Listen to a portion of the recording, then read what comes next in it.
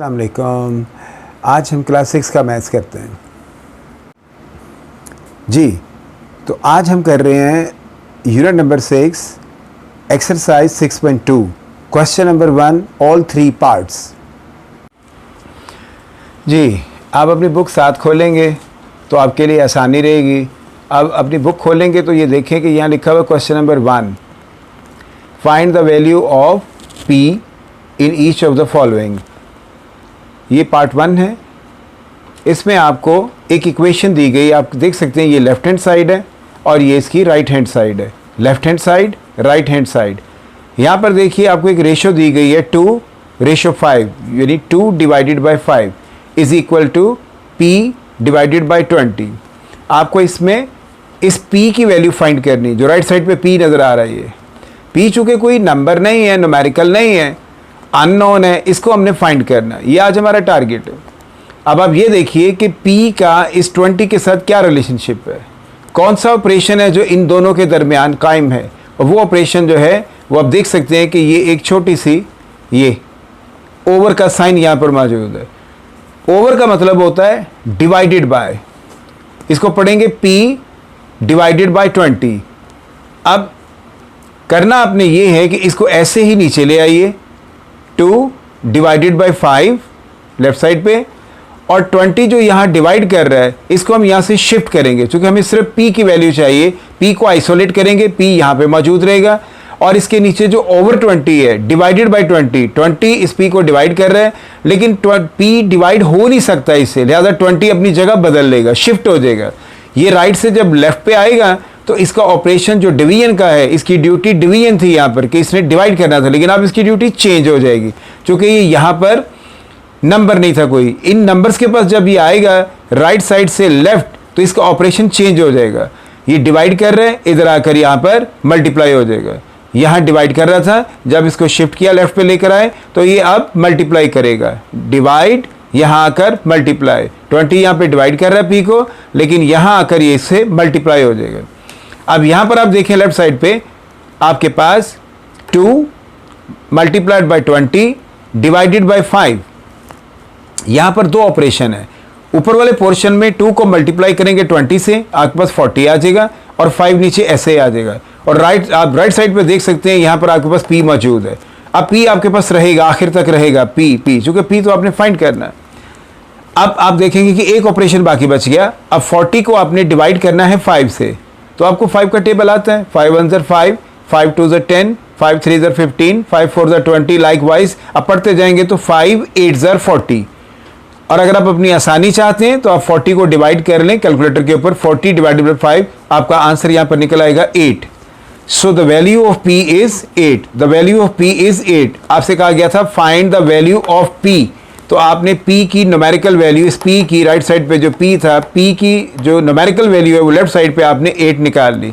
इस तरह लिख दें तो भी ठीक है, और अगर आप चाहें तो P को लेफ्ट साइड पे ले आएँ और इस 8 को राइट पे ले आएँ और इस तरह ब्लॉक में बंद कर दें, ये आपका आंसर आ जाता है।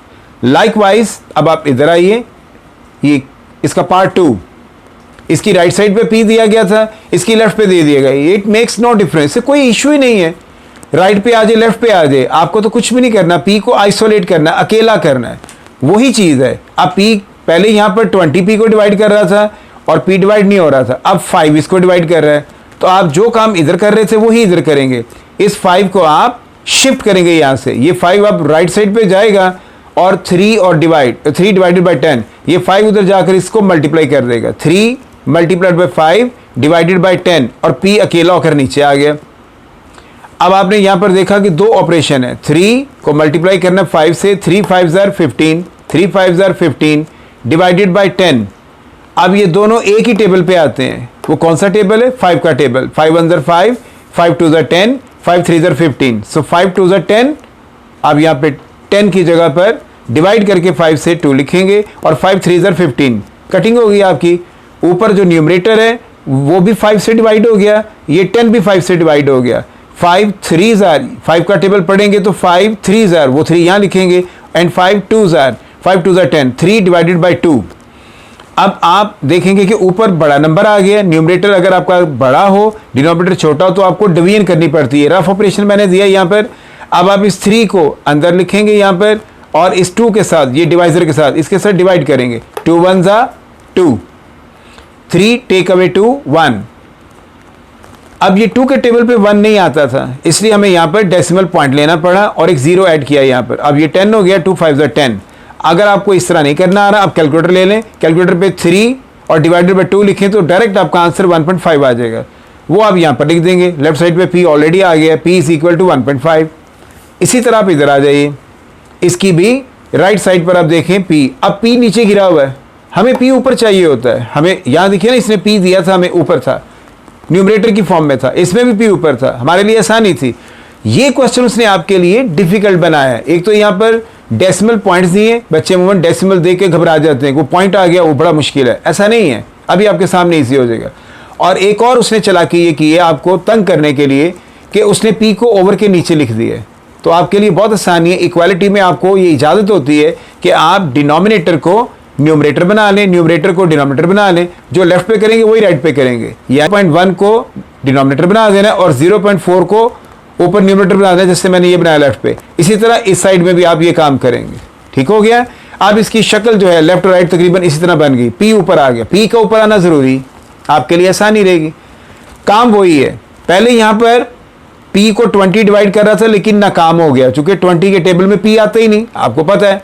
इसी तरह 5 भी नाकाम हो गया, p को डिवाइड नहीं कर सका, तो 5 को फिर जाना पड़ा कहाँ, नंबर्स के पास। इस तरह इस 20 को जाना पड़ा इन नंबर्स के पास।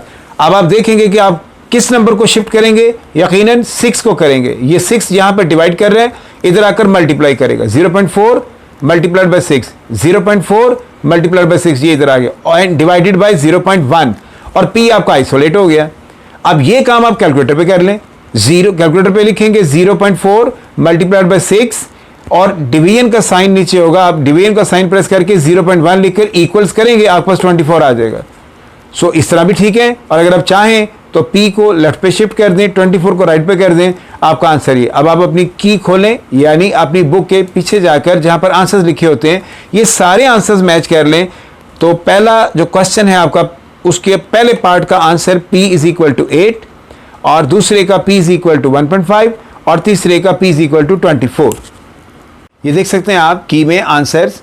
पहले पार्ट का आंसर आपका, फर्स्ट पार्ट का answer p is equal to 8, and second part is p is equal to 1.5, and third part is p is equal to 24। ये आप अपने वो क्वेश्चन के साथ मैच कर लें, और उम्मीद है कि आपको ये क्वेश्चंस अच्छी तरह से समझ आए होंगे।